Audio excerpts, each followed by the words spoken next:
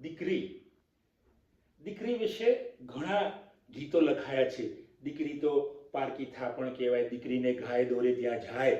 દીકરીને અમુક વર્ષો પહેલા એને નિર્ભર ગણવામાં આવતી.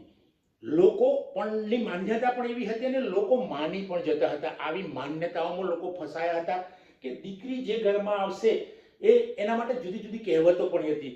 દીકરી એટલે સાપનો ભારો, દીકરી આવે એટલે બાપના માથે ભાર વધી જાય, માતા પિતાની જવાબદારી વધી જાય. આવી અસંખ્ય કહેવતો સમાજની અંદર પ્રચલિત હતી.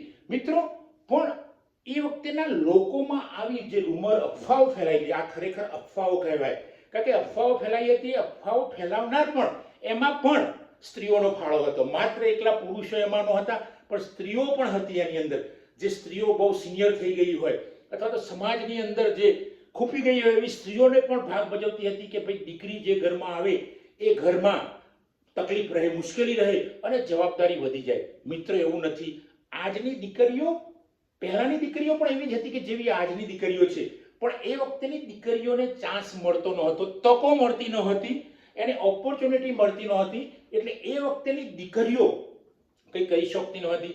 ધારો કે એમને પહેલું બીજું ભણવા મૂક્યા હોય તો મા બાપ એને પાંચમા છઠ્ઠામાંથી એને ભણવામાંથી ઉઠાડી લેતા હતા.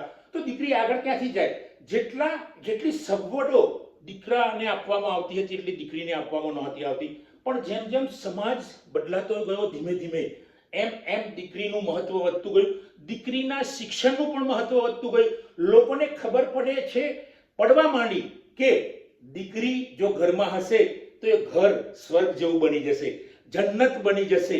ત્યાં ફૂલોની મહેક કરતા પણ એક અનેરી અલૌકિક મહેક ફેલી જશે. ત્યાં ભગવાન આવીને બેઠા હશે.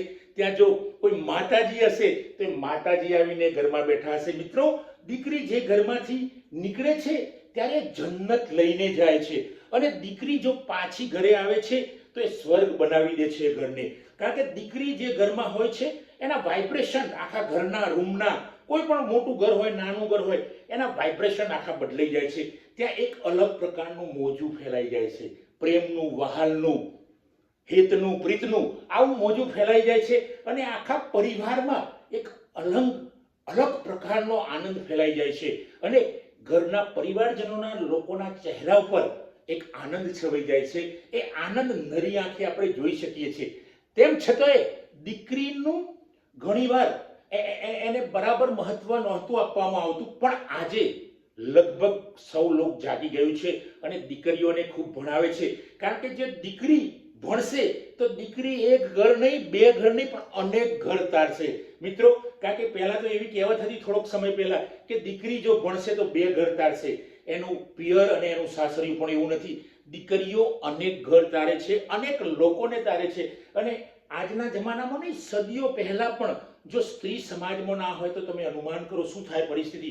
સંસાર આખો ગાંડો થઈ જાય. સંસાર બને જ નહીં, ગાંડા થવાની વાત પછી છે, પણ સંસાર સ્ત્રી વગર બની શકે નહીં. કારણ કે સ્ત્રી આપણી માતા છે, બહેન છે, આપણી દાદી છે, આપણી નાની છે, આપણી ભાભી છે, આપણી કાકી છે, આપણી દીકરી છે. તો બહેન અલગ અલગ સ્વરૂપનું રૂપ લઈને આવે છે અને દીકરી નાનપણથી એના અલગ અલગ સ્વરૂપો બદલાય છે અને છેક ત્યાં સુધી પહોંચી જાય છે સાસરિયામાં. અને સાસરિયામાં પણ જે એને જાણે છે એમ માની શકે છે કે દીકરી બીજાની છે પણ અમારા ઘરે જન્નત લઈને આવી છે, અમારા ઘરે સ્વર્ગ લઈને આવી છે. અને આવી દીકરીઓ, આજની દીકરીઓ તો મિત્રો તમે જોશો તો ક્યાંય પહોંચી ગઈ છે. કોઈ હિમાલયમાં પહોંચી ગઈ છે, કોઈ ઊંડી ખીરોમાં પહોંચી જાય છે, કોઈ સમુદ્રમાં પહોંચી જાય છે. રિસર્ચમાં વાત કરીશું તો રિસર્ચના ક્ષેત્રમાં કોઈ પણ હોય તો દીકરીઓ ત્યાં પહોંચી છે. દીકરીઓ કંડક્ટરથી માંડીને કલેક્ટર બની રહી છે. મિત્રો, દીકરીઓ પોલીસથી માંડીને ડીએસપી કમિશનર બની રહી છે.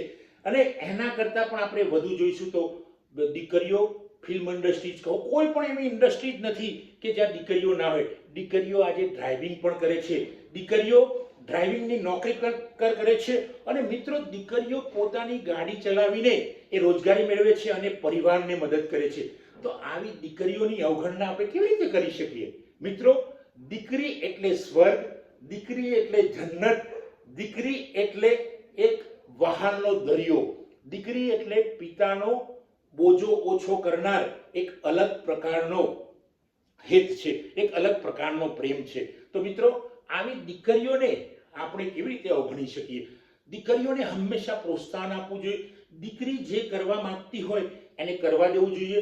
જો તમે નહીં કરવા દો ને દીકરી એકવાર ઘરમાંથી નીકળી જશે, આખી જીવન એટલો બધો પસ્તાવો રહેશે મિત્રો, કે એ પસ્તાવાનો પાર નહીં રહે ને પસ્તાવાનું પરિણામ દુઃખ જ હશે. કારણ કે એકવાર તમે ના પાડી છે, દીકરી નીકળી ગઈ છે, પછી તમારે ગમે તેટલો પસ્તાવો થશે, તમે એને પાછી બોલાવશો પણ એ સમય, એને ના પાડવાનો સમય પાછો આવવાનો નથી. એટલે મિત્રો, આપ સૌને મારી નમ્ર વિનંતી છે કે આપના ઘરમાં દીકરી હોય તો એ દીકરીને સાપનો ભારો નહીં પણ બાપનો સથવારો માનજો, માનો સાથી માનજો, ભાઈની રક્ષક માનજો, પરિવારને સંરક્ષણ આપનારી મિલિટરી આર્મી માનજો. કારણ કે દીકરીમાં આર્મી કરતાં પણ એની માનસિક તાકાત વધુ હોય છે, એનું મનોબળ જબરજસ્ત હોય છે.